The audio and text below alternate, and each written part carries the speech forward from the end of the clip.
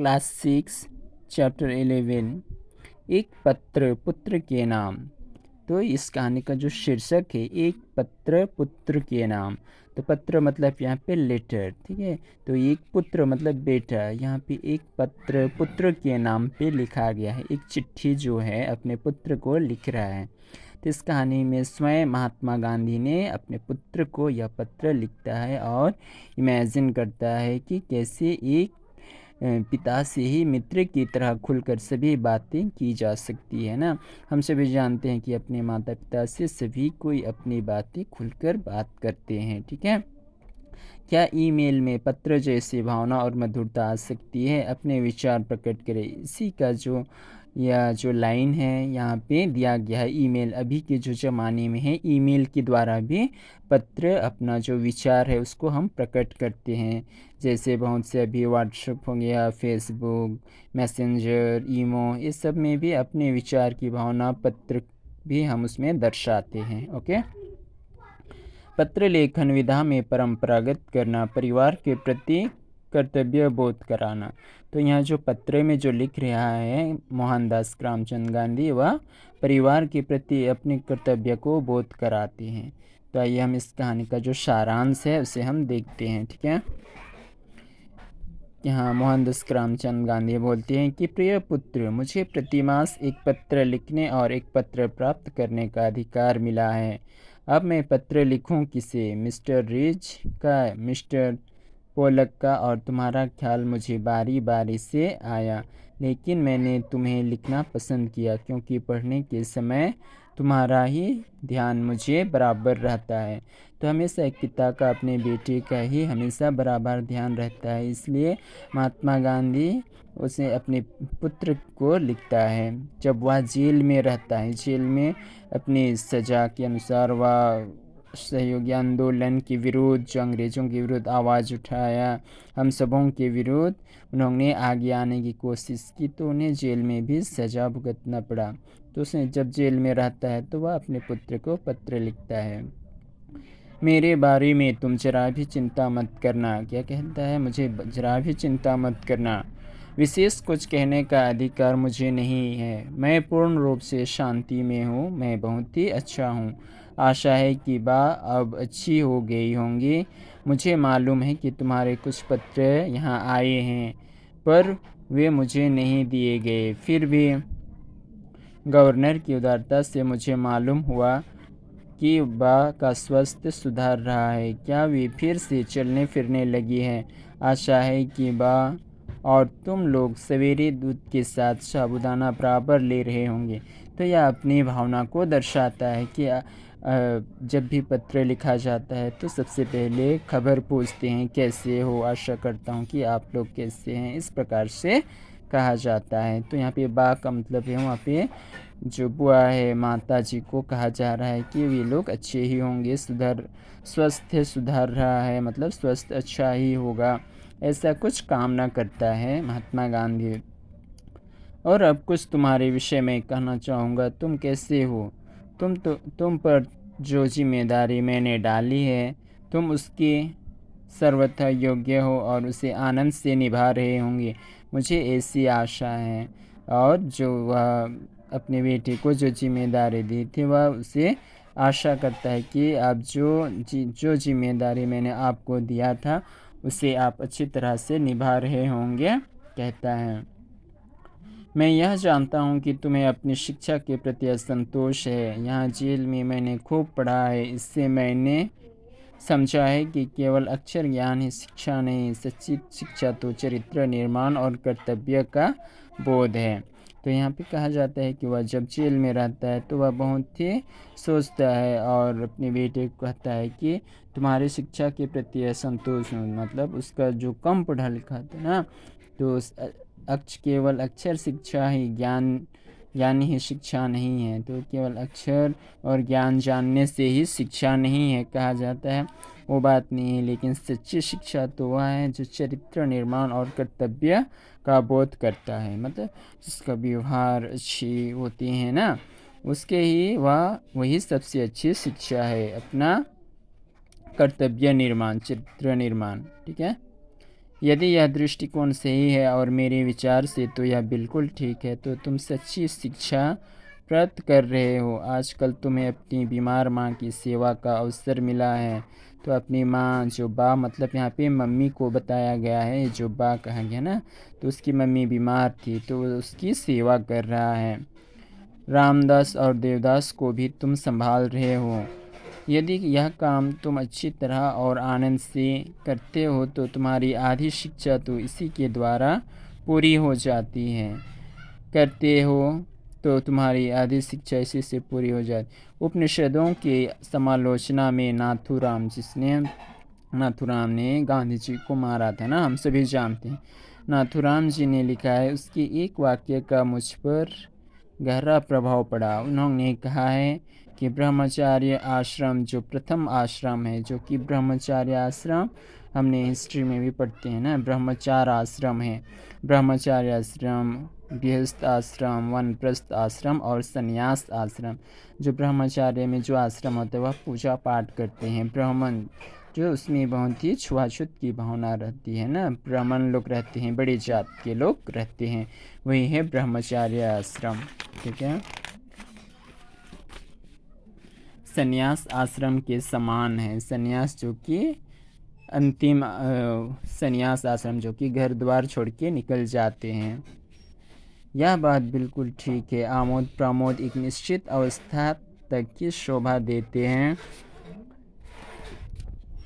12 वर्ष की उम्र के बाद बच्चों की जिम्मेदारी और कर्तव्य का भान होना चाहिए। उन्हें अपने आचार और विचार में सत्य और के प्रयोग की चेष्टा करनी चाहिए। वे यह भार समझकर ना करें, बल्कि एक आनंद का अनुभव करते हुए करें। यह आनंद भी नहीं होना चाहिए, यह सरल और स्वाभाविक होना चाहिए। मैं जब तुमसे काफ़ी छोटा था तो मुझे स्वयं अपने पिता की सेवा करने में बहुत आनंद मिलता था। 12 वर्ष की आयु के बाद आमोद प्रमोद का बहुत ही कम, बल्कि नहीं के बराबर अवसर मुझे मिला है। ठीक है। संसार में 3 बातें बड़ी ही महत्वपूर्ण है, जो कि गांधी जी बताता है कि दुनिया में ऐसी संसार में ऐसी 3 बड़ी बातें हैं जो सबसे महत्वपूर्ण है। वो क्या है? इनको प्राप्त करके तुम संसार के किसी भी कोने में जाओगे तो अपना निर्वाह कर सबको ये 3 बातें हैं। अपनी आत्मा का, अपने आप का और ईश्वर का सच्चा ज्ञान प्राप्त करना। ये जो 3 बातें हैं यहाँ पे बता रहा है। अपनी आत्मा का, सबसे पहले हमें अपनी आत्मा की बात, अपने आप का सुनते हैं। फिर ईश्वर का, जो भगवान में सच्चे भक्त होते हैं, विश्वास करते हैं, उनका ज्ञान को, वचन को प्राप्त करना। इसका मतलब यह नहीं है कि तुम्हें अक्षर ज्ञान नहीं मिलेगा, वह तो मिलेगा ही, लेकिन तुम उसी की चिंता करो। यह मैं नहीं चाहता। इसके लिए तुम्हारे पास समय है। अक्षर ज्ञान तो इसलिए होता है कि जो कुछ तुम्हें मिला है उसे तुम दूसरों को दे सको। तो अक्षर ज्ञान का जो ये होता है, बहुत कि अपने ऊपर जो बहुत ही चालाक होते सकते हैं, तो वो अपने ज्ञान को बांटना नहीं चाहते हैं। लेकिन यहाँ पे गांधी जी बताते हैं कि जो तुम्हारे ज्ञान है उसे तुम दूसरों को भी दो, वही तुम्हारी भलाई है और वही तुम्हारी सच्ची शिक्षा है, कहता है। इतना और याद रखना कि अब से हमें गरीबी में रहना है। जितना अधिक मैं विचार करता हूँ उतना ही अधिक मुझे लगता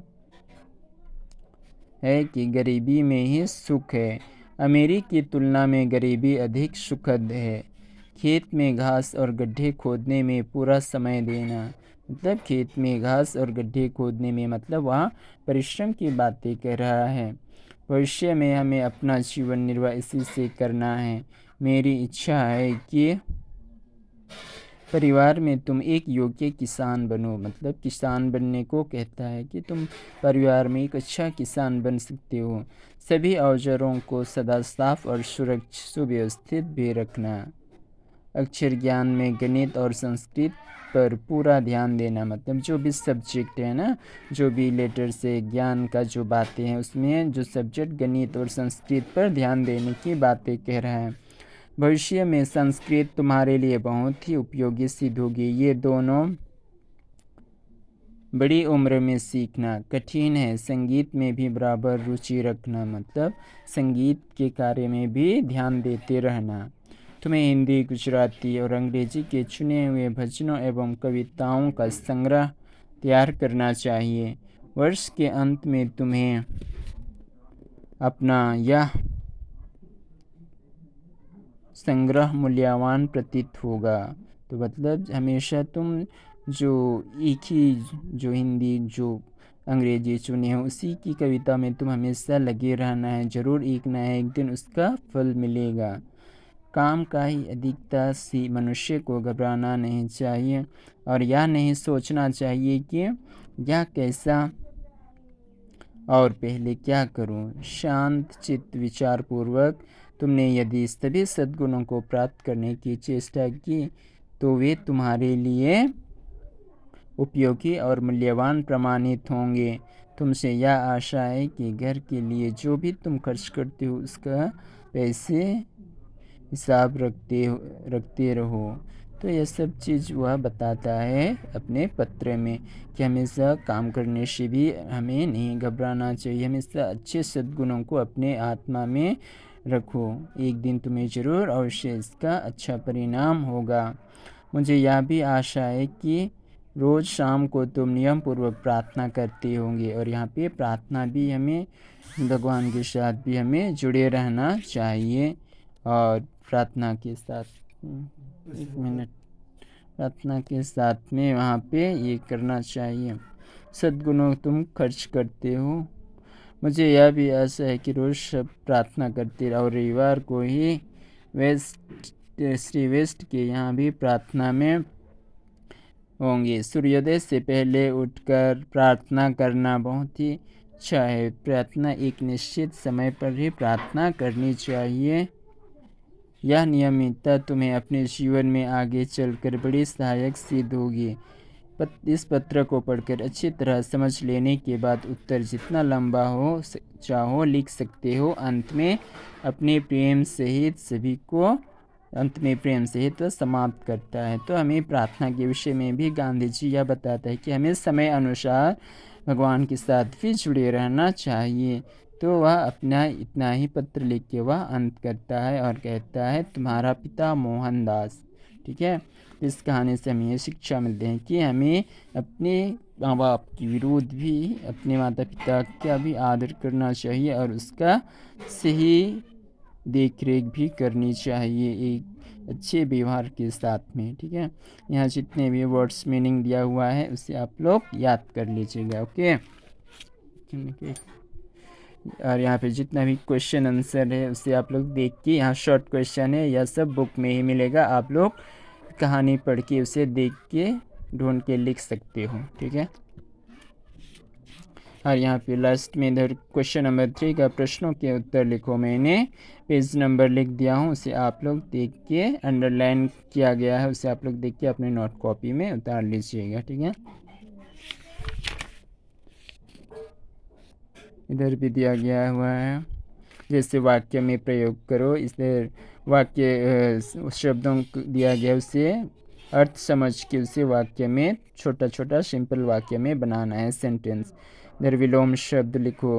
और यहाँ पे जो शुद्ध वर्तनी, जो वर्ड्स गलत हुआ है उसे आप लोग शुद्ध करके टेक्स्ट बुक से पढ़ के उसे लिख सकते हो। ठीक है। और नेक्स्ट इधर भी क्वेश्चन आंसर है, जैसे थोड़ा पत्र लिखना, पत्रों का महत्व विषय पर कक्षा पर चर्चा करो, जिससे आप लोग पत्र का भी महत्व उसे लिख सकते हो। दिए गए शब्दों में सर्वनाम रेखांकित करो। यहाँ पे जो सेंटेंस दिए गए उसमें सर्वनाम कौन है, मतलब प्रोनाउंस ना, संज्ञा के बदले जिन शब्दों का प्रयोग होता है उन्हें सर्वनाम कहते हैं। उसे आप लोग अंडरलाइन करके यहाँ पे लिख के मुझे दिखाइएगा। ओके।